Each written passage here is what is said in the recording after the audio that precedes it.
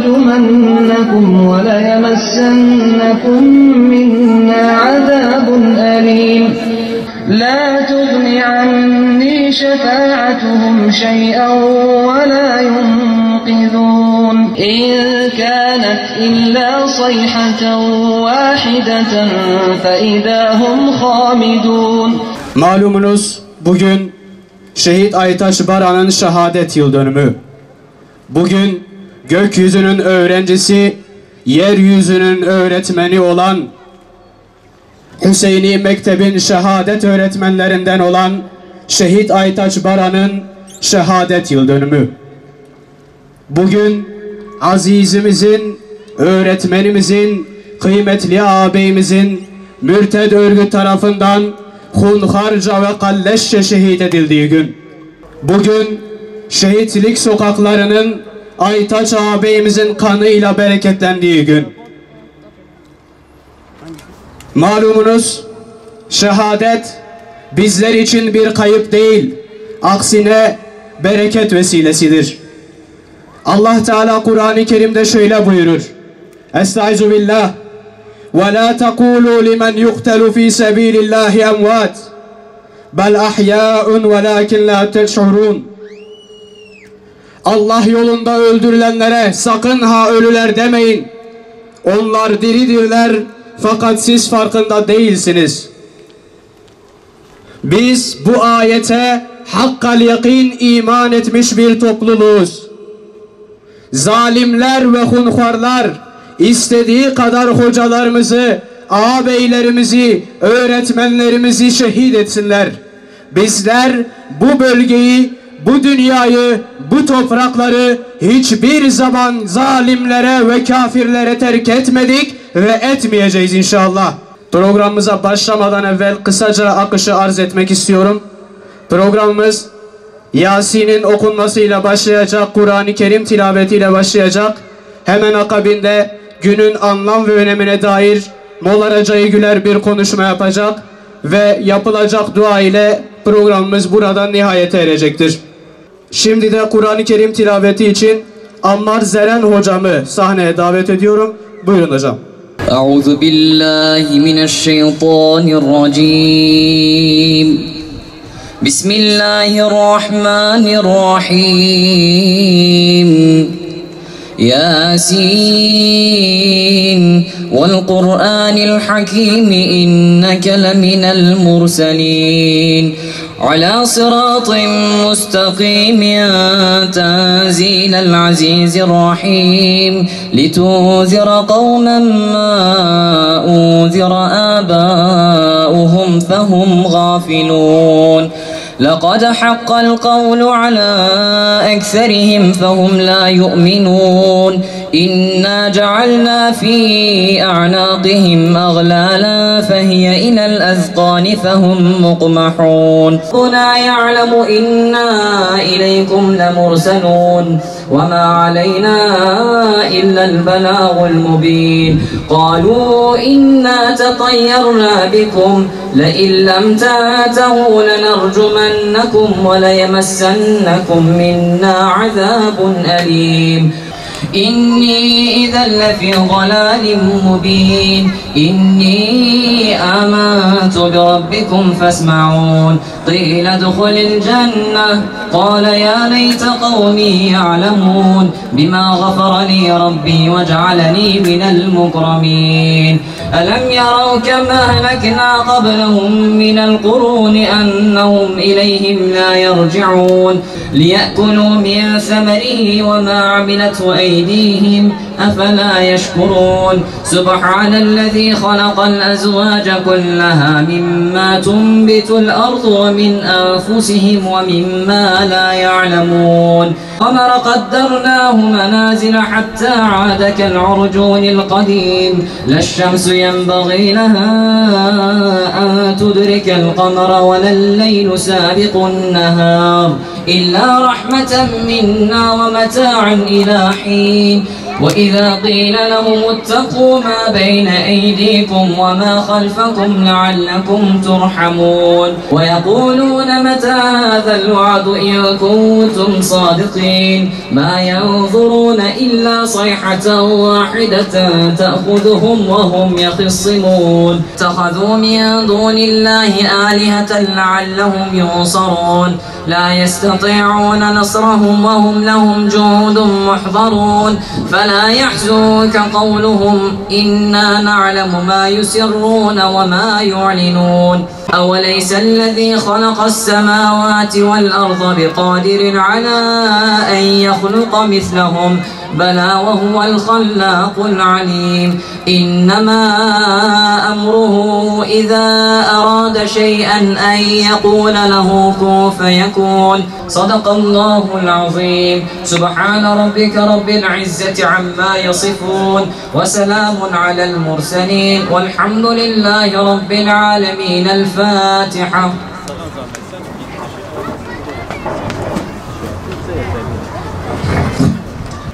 Allah Celle Celaluhu bu dini yeryüzüne hakim kılmak için insanı yeryüzüne gönderdi. Ve insanı kendisine halife olması için yeryüzüne gönderdi ki Allah'ın dinini kendi hayatında yaşadığı gibi yeryüzünde de hakim kılabilsin. Zira bu din yeryüzüne hakim olması için gönderilmiş bir dindir. Ve her ne zamanda, her nerede Allah Celle Celaluhu bir peygamber göndermişse, o peygamberle birlikte kitap veya vahiy göndermişse, o vahyin yeryüzünde hakim olması için gönderilmiştir. Bu dinin hakim olabilmesi için de zaman zaman bedeller ödenmiş, kanlar akıtılmış ve terler dökülmüştür. Öyle bir din masa başında hakim kılınacak bir din değildir. Bakın Allah Celle Celaluhu ayet-i kerimede peygamberlere hitaben şöyle buyuruyor. شرع لكم من الدين ما وصى به نوحا والذي أوحينا إليك وما وصينا به إبراهيم وموسى وعيسى أن أقيموا الدين ولا تتفرقوا فيه. Allah Celle Celaluhu sizlere bir şeriat kılmıştır. O şeriat ki Hazreti Nuh'a emretmiştik ve sana vahyetmiştik ey Muhammed Aleyhisselatu Vesselam. İbrahim'e, Musa'ya ve İsa'ya vahyettikten sonra onlara şöyle emrettik. Bu dini yeryüzünde hakim kılın.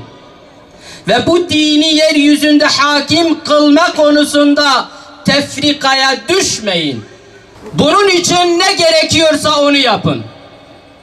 Ne bedeller ödenmesi gerekiyorsa o bedeli vermekten kaçınmayın. Bugün Şehit Aytaç ağabeyinin şehadet sene-i devriyesi için bir araya gelmişiz. Şehit Aytaç'ın hayatını bilenler, onunla oturup kalkanlar, bir saatlik dahi yanında oturup onunla muhabbet edenler bilirler ki onun tek bir gayesi vardı. Şeriat-ı garranın yeryüzünde hakim olmasıydı. Şeriat-ı garranın bu millet tarafından tanınmasıydı, bilinmesiydi. Onun tek derdi buydu.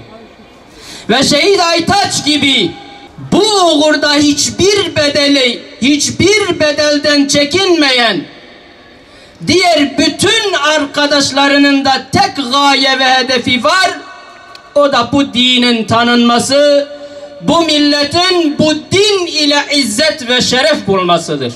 Bizler sürekli asr-ı saadetten misaller getiririz. Zira asr-ı saadet Allah Resulü Aleyhisselatü Vesselam'ın öğrencileri olan sahabe-i kiramı bizlere anlatır. Asr-ı saadetin insanlarını günümüze taşıyan erler vardır. O erlerden bir tanesi de hiç şüphesiz adeta Mus'ab bin Ümeyr'i kendine rol model biçmiş olan Şehit Aytaç abidir.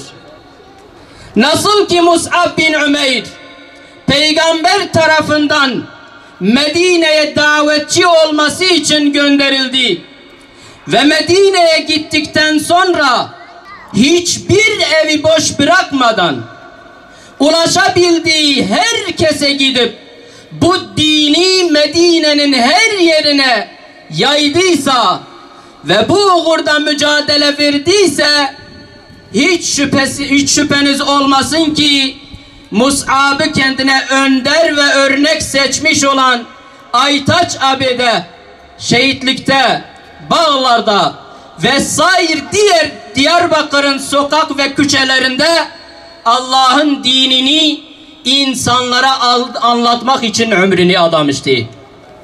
Ve bu uğurda hiçbir şeyden çekinmiyordu.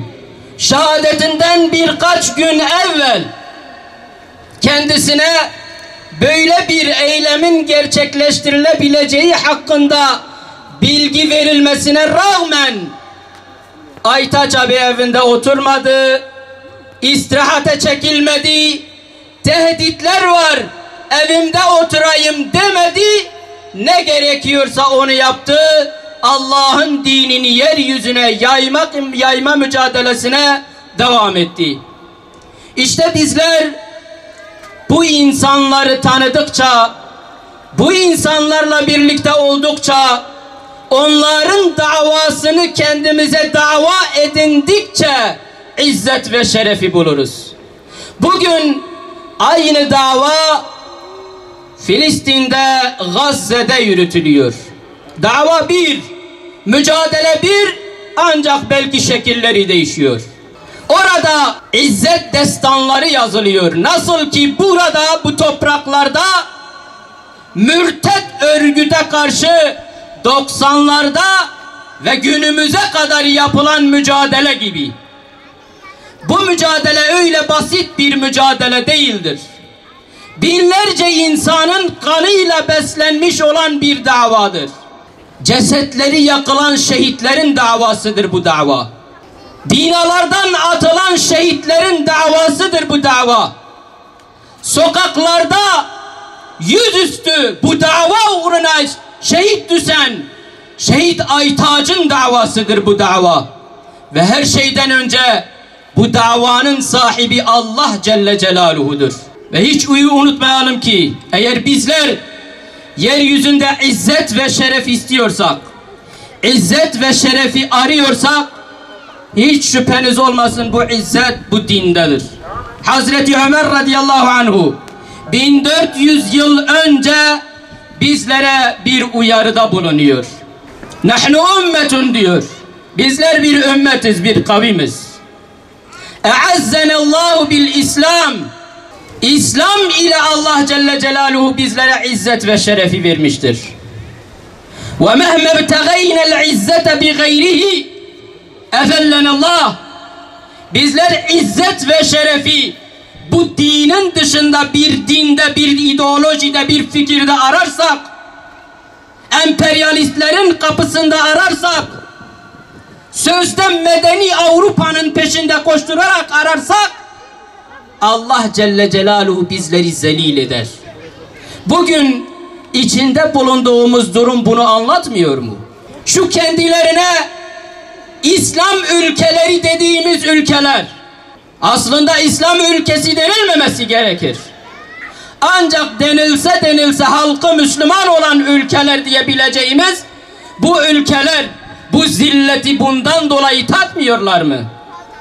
Bu dini arkalarına atıp emperyalistlerin kapısında izzet aradıkları için, Avrupa'ya girmek için, Avrupa'nın birliğine girmek için şeriat-ı garrayı artlarına atan bu sistemlerin durumu bunu bu şekilde bize göstermiyor mu?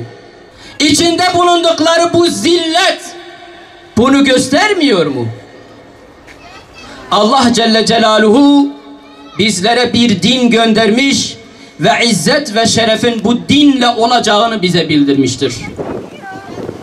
Bizler size bir zikir gönderdik buyuruyor Allah Celle Celaluhu. Size bir kitap gönderdik, fihi zikrukum. Sizin şanınız, şerefiniz, haysiyetiniz bu dindedir diyor Allah Celle Celaluhu. Ancak birileri izzet ve şerefin demokrasilerde veya başka sistemlerde olduklarını iddia ediyorlar.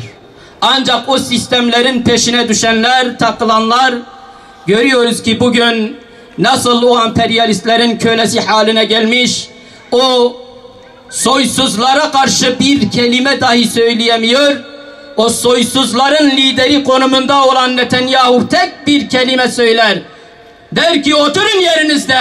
O koltuklarınızı muhafaza etmek istiyorsanız oturacaksınız. Ve onlar da sus pus olmuş, onların o katliamlarını, o vahşetlerini izlemekle yetiniyorlar. İşte Gazze'de yapılan mücadele, ortaya konulan o kahramanlıklar, Şehit Aytaç'ın da mensubu olduğu davadır. Allah Celle Celaluhu bizleri bu dava ile şereflendirdi. Bu dava üzerine son nefesimizi vermeyi bizlere nasip ve müyesser eylesin. Allah Celle Celaluhu şehitlerimizi dünyada aziz kıldığı gibi bizleri de o şehitlerin davasına sahip çıkan kimselerden eylesin. Allah Celle Celaluhu şu an Gazze'de mücadele eden o mücahitlere yeryüzünde de izzet ve şeref versin. Ahirette de onları cennetiyle şereflendirsin. Allah Celle Celaluhu emperyalistleri, Siyonistlerin işbirlikçilerini, onlarla birlikte hareket edenleri, onların kölesi haline gelmiş sistemleri yerle yeksan eylesin. Allah Celle Celaluhu bizleri bu dini yeryüzünde hakim kılma izzetine de eriştirsin. Allah Celle Celaluhu İslam ümmetini bir araya getirebilmeyi bizlere nasip eylesin. Allah Celle Celaluhu bizlere öyle önderler ve rehberler çıkarsın ki İslam ümmetini bir araya getirsin, kuvvetini toparlasın ve Siyonistleri ve uşaklarını, yerli uşaklarını da yerle yeksan etmeyi bizlere nasip ve müyesser eylesin. Kıyamet gününde cennetlerde, Firdevs cennetlerinde bir araya gelmeyi bizlere nasip ve müyesser eylesin. Ve Allah Celle Celaluhu tekrardan burada yatmış olan şehitlerimize rahmetiyle muamele edip onlara vaat etmiş olduğu Firdevs cennetlerine sokmayı nasip eylesin. Ve estağfirullah li ve lekum ve lisairil muslimin ila arvahi şühedâil İslami vel Kur'ani el Fâtihete ve salavat. Allah